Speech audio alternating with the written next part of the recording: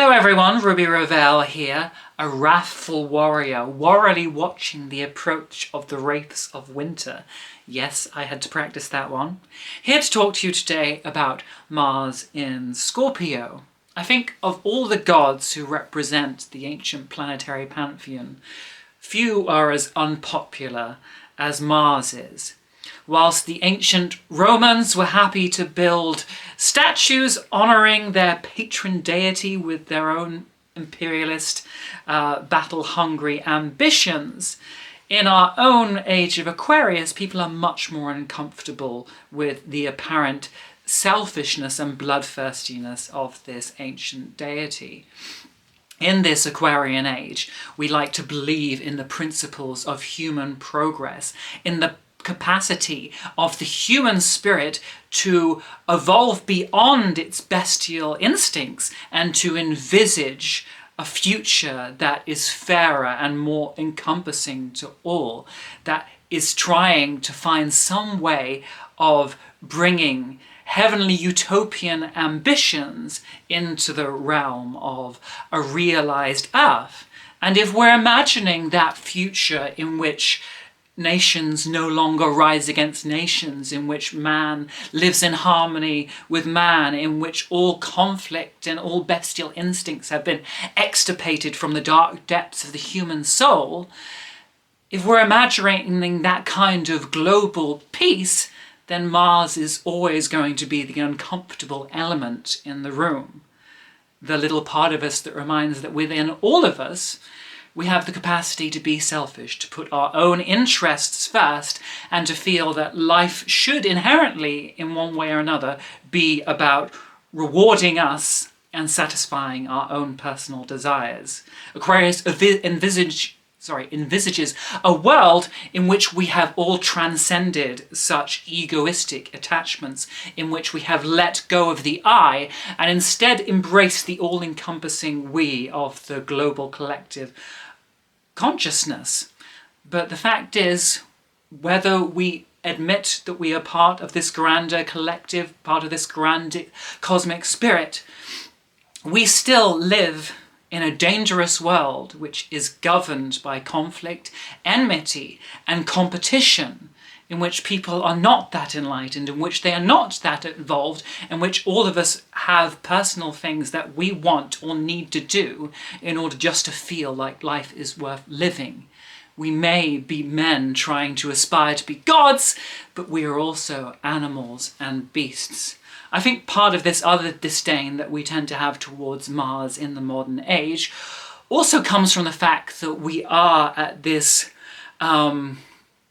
important decussation in history where there is that attempt to challenge the patriarchal monopoly in the past, because most of us have grown up in communities and civilizations in which men have been honored to the denigration of women and other genders. We have seen the martial principle abused. We have seen the male principle abused. And there is such a strong sense of backlash, primordial justice, and a thirst for vengeance against that martial principle having been taken to such an extreme, that the desire to turn Mars into the scapegoat, the shadow figure of all generations is very strong, and perhaps reflected by the fact of Chiron being in Aries at the moment, which, as we know, is ruled by Mars. So when we see Mars solely as the begetter of all of these evils, the begetter of all of these human conflicts, we neglect to honour his positive qualities. To the Romans, Mars was not just a god of war and conflict, he was also a god of earthly fertility, of personal fecundity. He helped the fields to grow wheat, to produce fruit, to produce flowers, to make the world a land of plenty. On a personal level, then, he is connected with our own creativity, with our own fertility, with our ability to produce and beget things in the world, not just children, but also works of art, of anything that attempts to take an essence within us and then to ejaculate it out into the world as something that is therefore an extension of us, an expression of our personal worth, might, value, and power. When we produce something, when we make something, when we create something, it makes us feel good about ourselves. It shows us what we are capable of. It shows us that we have some power and agency in the world. If people have their Mars demolished, if they have no sense of power, if they have no sense of agency, if they feel that no action taken on their own behalf is worth making because they feel like defeat is inevitable or that their own values aren't worthwhile, they descend into depression, they descend into stagnation, they have no motivation. Mars is the part of us that is restless and hungry to make change in the world, to leave our mark in the world, but also to fight for what we think is right and meaningful. You know, we talk about these progressive causes that Aquarius has, but it is Mars who possesses that fiery desire for justice and that willingness to face disharmony and conflict to do what it feels is right. So Mars by himself is neither good nor bad. It's very much a case of how we use him and his fighting abilities. Other astrologers have referred to Mars as being the bodyguard of the ego, because he stands up for us. He makes us reach out for what we want. Mars is a visionary because he helps us to look into the future. He helps us to look at our present deprivations, our present lacks, the things that are currently wrong, and say, what am I going to do to change this? What am I going to do so that I can find satisfaction, so I can find pleasure, so I can find power? The hunter has to have the ability to be long-sighted, to look into the future and to reach into the tomorrow. Mars is what gets us out of bed in morning. Mars is the motor in our engine. He is the horse which pulls the chariot. He is the drumbeat that gives our song a groove, that gives ourselves a sense that time isn't just something that's moving, but which has its own dance beat, which is terpsichorean, which is enlivening, which makes us want to move and engage with the flow of life. Without Mars, there is no motion, there is no movement, there is no getting out of bed. We disappear with the lotus eaters in the stories of Odysseus. Mars gives us a sense that life is worth living, that actions are worth taking. And so where Mars is in the zodiac can give us a little insight into our own personal sense of rhythm, into our own drumbeat, into the musical genre of our own soul, as to the way we approach things, of how we express our passions, how we deal with conflict, how we fight and pursue the things that we feel are worthwhile. So there are two signs of the zodiac that are ruled by Mars: Aries and Scorpio, which is also co-ruled by Pluto. And I thought it'd be interesting to compare the different approaches or fighting styles, hunting styles of these two placements by looking at them in terms of the seasons in which they are born. Aries represents the time of the vernal equinox, where after the long, sluggish, introverted, depressive haul of winter, where all the energies have withdrawn into the earth, are finally beginning to emerge. We call it spring because things begin to spring, they begin to burst out, to pop up. There's that excite of everything that's been held pregnant within the earth now clamoring to get out and express itself. After seeing the land barren and decayed and lacking in colour, reduced to its bare skeletons, suddenly life returns. There's movement, there's flowers, there's sunshine, there's seed burst, there's things happening. After all of that energy that we've had to contain or just hold on to for winter, suddenly we can begin to be extroverted. We can begin to start living life again and doing again. And because you know it's the beginning, you also know things are only going to get better, that there's going to be more life, more flowers, more leaves on the trees, more activity, more flirtation and copulation amongst the animals. You are being born into a time in which abundance in the future is guaranteed. And I think this sense of abundance versus scarcity is perhaps one of the big differences driving the comparative approaches of Mars in Aries versus Mars in Scorpio. If you were born into a time of abundance, then you can afford to be a bit more braggadocio. You can afford to be a bit more foolhardy, to rush around, to, throw yourself into many things and not worry too much about the consequences. Mars in Aries can get excited and passionate, inflamed and filled with lust about things very, very quickly, but it can also let go of that pretty damn quickly as well. It doesn't tend to get overly attached to things. It has that basic sense that I will strive for something, I will go forth and I will grab the things that I want. However, if I don't get those things, yes, I might sulk and explode and have a strop for a little bit, but ultimately I'm not going to hold on for it too long, because there's other things out there I could fight for instead. If I can't get the one thing, there's always going to be something else. The world is abundant. The world will reward me if I keep on striving, if I keep on being persistent. Mars in Scorpio, however, is a different matter. Scorpio comes after Libra. Libra is the sign of the autumnal equinox, where the days and nights are briefly held in this perilous moment of precarious balance. But after Libra, once we reach Scorpio, the powers of darkness, of the cold, of the gradual loss of life, of decay, are in ascendance. We are moving away from a world of abundance, of light, of magnitude, of expansion, into one of contraction, where the walls start to close in, where the walls of life begin to get narrower, where things start to get constricted, a bit more tight and claustrophobic, where we can't expect that there's just going to be that abundance around us to feed us and nourish us, but rather the dangers that we are going to face in the future over the next 6 months of winter are things that we need to steel our spirit for. We need to grieve and come to terms with the inevitable losses that we will face as human beings.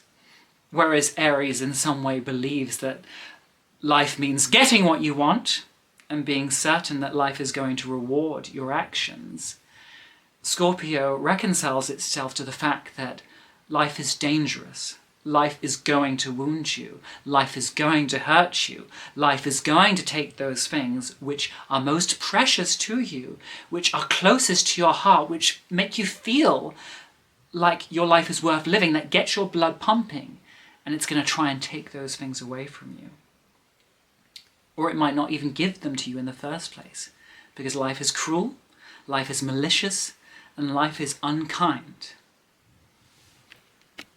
So if you are born into a time of year in which death, decay, and darkness are not just the echoes of a pessimistic philosophy, but actually a lived existential reality, you're going to approach things very differently from Mars in Aries. You can't afford to be foolhardy or too optimistic or too naive, to be too extroverted and honest and upfront and direct and out in the open, because you could give the game away. You could reveal your Achilles heel. You could reveal all your weakest and most vulnerable points.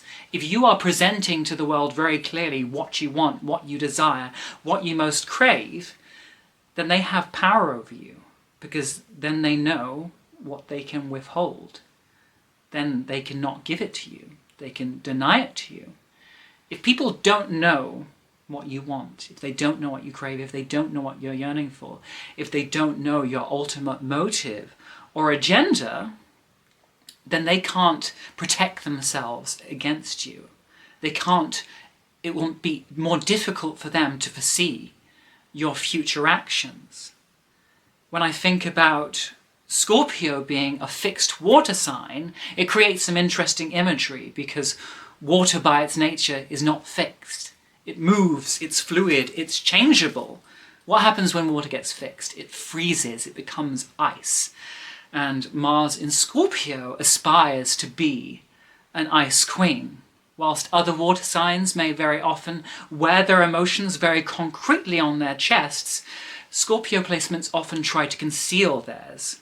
they are dealt with the burden of simultaneously being one of the most emotionally intense and vulnerable signs, and yet the sign that is also most terrified of having that vulnerability and emotional intensity abused and controlled and monopolized by other people. So it has to conceal it. It has to wear the mask of the Ice Queen so that its true desires and wants cannot be understood. It learns that being secretive, being mysterious, being enigmatic, learning to lurk in the shadows are things that are necessary for one's survival. So you could say that Mars in Aries and Mars in Scorpio have very different motivations. Mars in Aries is primarily driven by the desire to live. Mars in Scorpio, I think, is primarily motivated by the desire not to die, not to survive, to be able to wait out patiently and ferociously the long revenge of winter. And yet at the same time that death is Mars in Scorpio's ultimate opponent, it's also its best friend. It's also its greatest teacher. It's fascinated by death, by this antithesis of life, by looking into the shadows that we spend so much of our time trying to pretend aren't there. Mars in Scorpio is aware of the most bestial and dangerous and controlling and manipulative and power-hungry parts of the human soul. Just as in this generation we have a complex relationship with Mars, we also have a complex relationship with power, because we know how easily power can be abused. And yet the desire for power is an incredibly human thing, because power means survival. Power means the ability to control yourself as well as your resources, and sometimes those resources can mean controlling the lives, bodies and minds of other people as an extension of your own personal power. So Mars in Scorpio lives in a land of thorns because of its horrifying awareness of its own vulnerability, of its own extreme sensitivity, of how close it feels to death at all times. Things which a Mars in Aries might look at quite joyfully and optimistically, it instead sees as danger. It sees the danger, the impending apocalypse concealed in every person, in every secret whisper, in every ambition, in every small tick and expression of body language. It's the nature of Mars in Scorpio to read behind the lines, to look at what lies beneath, to not take the surfaces as the true expression, but to look below the ground. We can see this reflected in the seasons as well. Like I said, during spring and the vernal equinox of Aries, things are beginning to come forth, things are beginning to break forth out of the earth. When we're in Scorpio season and things begin to die back and decay, everything's withdrawing into the soil. The real activity is not happening above ground anymore, it's happening below ground, just as the real battles, the real warfares, the real war zones are not taking place out there in the world, but they are taking place in the battleground of one's own soul. And therefore Mars in Scorpio has a much more complex relationship with passion and desire. Mars in Aries enjoys wanting things, it enjoys the chase, it enjoys having something to lust after, to fight and to crave. Many times I find with Mars in Aries people, they don't like it when they get things too easily. They want to have a little adventure, they want to have worked a little bit to get the things they want. Mars in Scorpio is horrified by its own desires just as it is driven from them. If you want something that you don't have, you are already in a position of having less power.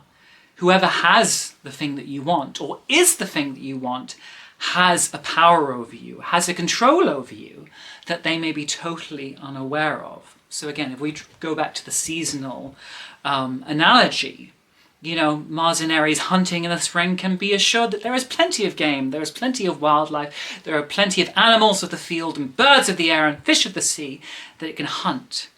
Whereas Mars in Scorpio, as it sees things begin to become more circumspect, to hide themselves away, to become more suspicious and paranoid at the approach of a human footfall, to know that it is living in a time of scarcity rather than abundance, any little potential catch or thing that it does desire to hunt along the way assumes a much greater importance. It becomes a matter of life and death. If you miss the deer you're hunting through back in spring, don't worry, there's a million others that are sure to be stampeding along the way. However, when you are there as the hunter of an approaching winter, and you've barely seen any potential prey coming along all day, in which the woods seem to have been barren and emptied of all game and wildlife, when something finally does come along, you're not going to let it go from your sight.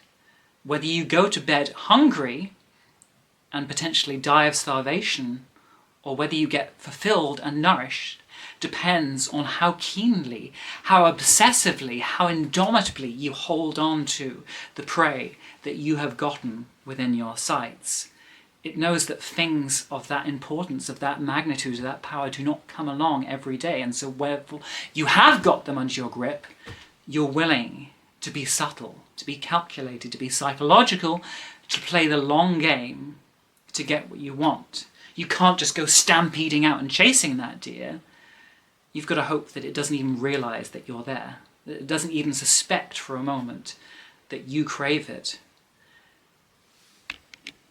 So if we have to stalk our prey over days, over weeks, over months, following it over Arctic tundra and icy wastes, becoming its very shadow to the point where it doesn't suspect us because we seem so indivisible from it, because we have learned to align ourselves so much with its own motions, that we have sought so much into its inner motivations, that we know that prey better than it knows itself, then that is what we will do if our survival depends upon it, if we truly value our survival. And yet Mars in Scorpio applies that level of intensity towards going after anything it wants. I think Mars in Scorpio is much more choosy about what it chases after. Mars in Aries just loves chasing anything. It just loves the thrill of the hunt. The actual object and aim of it isn't so important as the fact that it has a chance to choose to prove its prowess, to choose to prove its hunting instinct, to prove and keep alive the blood that is pumping through its veins. Mars in Scorpio isn't easily touched by many things. Like I said, it has that ice maiden exterior. Many things leave it cold. Many things fail to awaken even the smallest flicker of passion within its soul. So when something does come along, and that fire inside is awakened and the ice begins to thaw, it is truly an earth-shattering experience for Mars in Scorpio. Then it is capable of dedicating that obsessive, intensive energy on the thing that it is pursuing, of dedicating 150,000% of its energy onto getting the thing that it wants, and using any Machiavellian methodologies necessary in order to acquire that end. That motto of the end justifies the means is fully Mars in Scorpio. When you are playing for something that seems to be of life and death proportions, morality goes out the window. Getting what you want is more important than whatever underhanded, cryptic and cunning and enigmatic skills you have employed to acquire it. And yet, like I said, Mars in Scorpio has a much more dualized relationship with feeling desire or passion or want or yearning for something. And it's this schizoid relationship with passion that can cause Mars in Scorpio to actually sublimate or express itself in more mystical and magical ways. Scorpio is the sign at which the veil between this world and the other world begins to thin and break and become diaphanous and porous to penetration by the denizens of the underworld, hence why we celebrate Halloween during Scorpio season. But that also means that the denizens of our own underworld, of the mysteries and the shadows, and the taboos and the transgressions and the forbidden tasty sins that are lurking in our own subconscious become much more prominent and immediately recognizable in our own minds, and therefore potentially readable into the actions and appearances of other people. Mars in Scorpio, and every person who has a strong Pluto in their charts, will have at some point in their lives experienced themselves in the thrall of a possession, of a rage, of a madness which they don't want. There are few things in the world more painful than having an obsession that you recognize is unhealthy, that you recognize you don't want, of having this compulsion which seems to be ruling you, which is screaming like an angry, vengeful spider in your skull every second of the day, that you can't stop. Let's say you fall madly in love with someone who is not available to you. This person is married to someone else. And you recognize that, that's a forbidden fruit, that's something you can never actually fulfill, that this person may even very obviously not want you. And yet, despite in all of your attempts to rationalize your passion, to rationalize this obsession, to say that there's no logical reason for me to feel this earth-shattering hunger for this other person, no matter which way you approach it, you find you cannot turn off the horrible, compulsive effect that person has on you. Then hunger and desire is seen as a painful thing. It's seen as an intrusion. It's seen as a demonic possession. It's seen as something that arises within you, as a dark, hairy monster which can threaten to take you over. And it's at that point, like I said, Mars in Scorpio is no longer fighting the world out there. It's fighting against itself. It's fighting against its own demons. It's fighting against these own hungers and passions that it wants to kill. It wants to feel the freedom from these obsessions, and yet also finds that so much of its power, so much of its driving force comes from the fact that these obsessions and these demons within it will not let it rest, that it has to keep acting. But gradually over time, Mars in Scorpio realizes that whilst it cannot control what awakens these compulsive desires within itself, it can try and control itself and how it chooses to alchemize and sublimate, transmute, and express those energies. It might feel a terrible, murderous, apocalyptic rage within it, which it feels, if it even let escape it for just a moment, would lead to the destruction of the entire cosmos. That's a lot of power. That's the power of a nuclear bomb. But what if it took that same energy and put it towards something else, towards making art, or to setting up a charity, or to engaging in campaigning for radical political justice? That energy by itself, even if it might be experienced as a personal horror, still has a huge amount of creative potential. And taking that power and turning it on itself can be one of the greatest things that Mars in Scorpio can do. That ability to have an end goal, to have an end game, and to fight for it indomitably, refusing to believe that there is any other outcome other than complete and total success. And there are many creative geniuses who've had Mars in Scorpio. One of my personal heroes was Frank Zappa, who was insanely prolific, even within the space of his meager 50 or 60 years alive. He managed to produce over almost 100 albums. He just produced music day and night. He was driven by that own creative demon. And yet, this also could be create difficult character problems as well.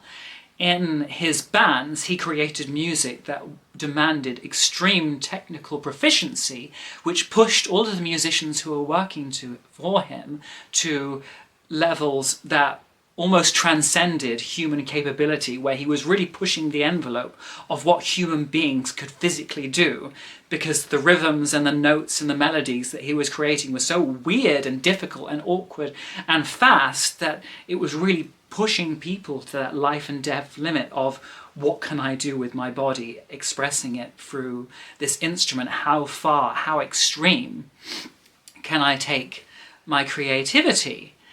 And because he demanded such heightened levels of proficiency, he was a bit of a dictator in terms of how he ran his bands. He was very unforgiving of mistakes made in performing his songs, and he demanded people, his bands, rehearse in a regimented militant degree that is unknown to most rock and roll bands. Some members have compared to working for him to almost being like working in the army or the military, of being under this drill sergeant who will hold absolutely no quarter at the realization of anything other than his very stringent high standards.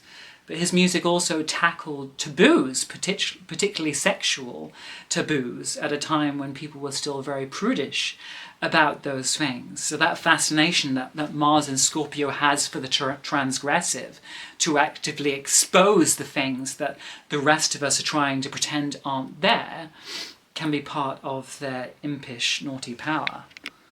So someone recently said to me that they'd read that kinky sexual practices are more likely to flourish under Mars in Scorpio transits, and there's definitely reason for thinking that.